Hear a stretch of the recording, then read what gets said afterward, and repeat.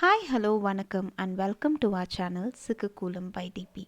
இன்றைக்கி நம்ம இந்த வீடியோவில் என்ன பார்க்க போகிறோம் அப்படின்னு பார்த்தீங்கன்னா, மார்கழி சீரீஸோட டே 16க்கான கோலம் தான் இது.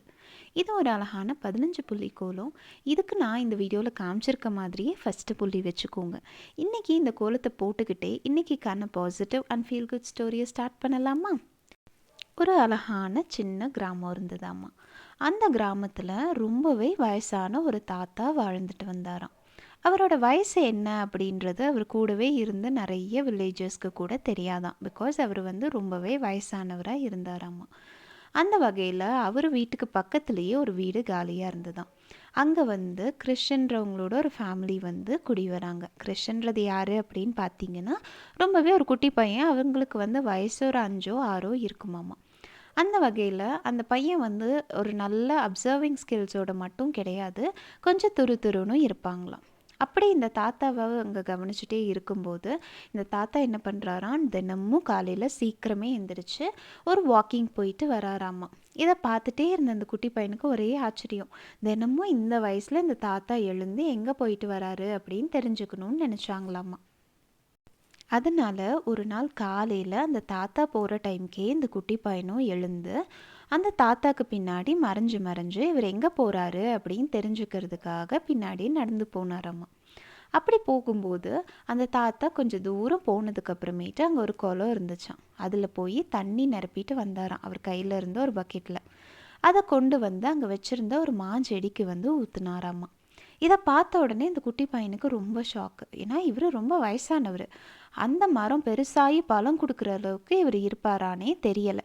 ஸோ உடனே என்ன பண்ணாராம், மறைஞ்சு வந்ததை கூட இந்த குட்டி பையன் யோசிக்காமல் டக்குன்னு இந்த தாத்தா கிட்டே போய், தாத்தா நீங்களே ரொம்ப வயசானவர், நீங்கள் வச்ச இந்த மரம் பெருசாகி பழம் கொடுக்குற வரைக்கும் நீங்கள் இருப்பீங்களானே தெரியாதுல்ல அப்படின்னு கேட்டாங்களாம்.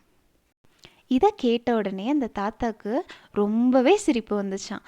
எதுக்கு அப்படின்னு பார்த்தீங்கன்னா, ஆமாப்பா நீ சொல்கிறது கரெக்டு தான், இந்த மரம் எப்போ பெருசாகி இது காய்ச்சி அதோட பழத்தை நான் சாப்பிட்றது, அவ்வளோ வயசு வரைக்கும்லாம் நான் இருப்பேனான்னு எனக்கே தெரியாது அப்படின்னு சொன்னாங்களாம். அப்போ தான் அந்த குட்டி பையன் கேட்டாங்களாம், அப்புறம் எதுக்கு தினமும் இவ்வளோ கஷ்டப்பட்டு இவ்வளோ காலையில் நீங்கள் நடந்து அதுவும் பக்கெட்டில் தண்ணி கொண்டு ஊற்றுறீங்க அப்படின்னு கேட்டாங்களாம். அதுக்கு தான் அந்த தாத்தா திரும்பவும் சிரிச்சுக்கிட்டே சொன்னாராம், இந்த மரம் நான் எனக்காக வளர்க்கல, எனக்கு அப்புறம் வர ஜென்ரேஷன்ஸ்க்கு இந்த மரம் கண்டிப்பாக கனி கொடுக்கும் அப்படின்ற ஒரு ஆசையில் தான் நான் இதை செய்கிறேன். அதுபோல் தினமும் நான் நடந்து வர்றதுக்கு எனக்குன்னு ஒரு பர்பஸ் வேணும் இல்லையா, இந்த மரம் இருக்குது இதுக்கு தண்ணி ஊற்றணுன்றதுக்காக நானும் நடந்து வரேன், அது எனக்கு ஒரு மன நிம்மதியை தருது அப்படின்னு சொன்னாராம்.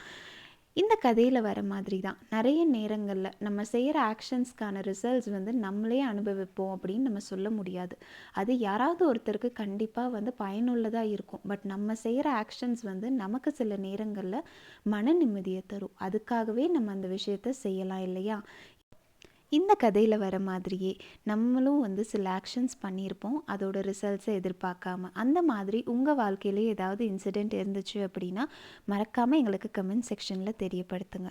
அதோட இன்றைக்கிக்கான கோலமும் இப்போ முடிய போகுது. இந்த கோலம் உங்களுக்கு கண்டிப்பாக பிடிச்சிருக்கும்னு நாங்கள் நினைக்கிறோம்.